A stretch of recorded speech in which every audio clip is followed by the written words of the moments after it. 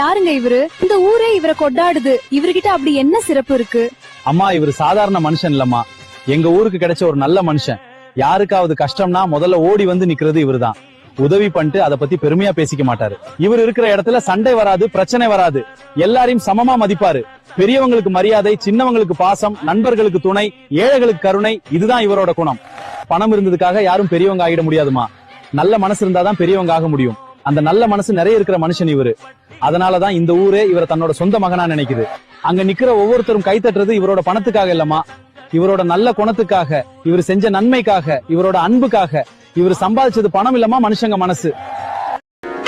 Captain Vijayakanth அவர்களின் பிறந்த நாள் கொண்டாட்டத்தை முன்னிட்டு அந்த வானத்தை போல மனம் படைச்ச மன்னவனே, பனி துளிய போல குணம் படைச்ச தென்னவனே. ஆடி அடங்கும் வாழ்க்கையடா, ஆறடி நிலமே சொந்தமடா.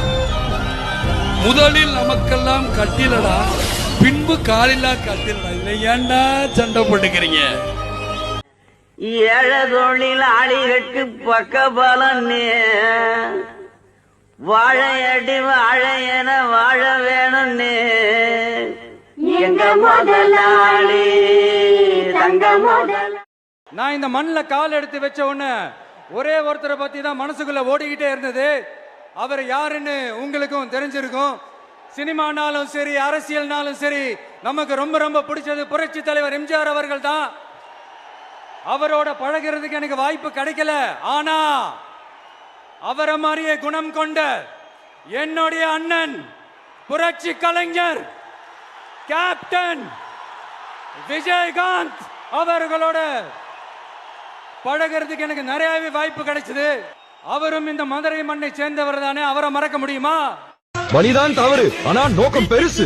ஒவ்வொரு இந்திய குடிமகன் நாட்டுக்காக போராட வேண்டும். நேதாஜி சுபாஷ் சந்திர போஸை போல, மாவீரன் பகத்சிங்கை போல, கேப்டனை போல. எங்க உசுரெல்லாம் ஊடுருவோம் உன்னோட புன் சிரிப்பு.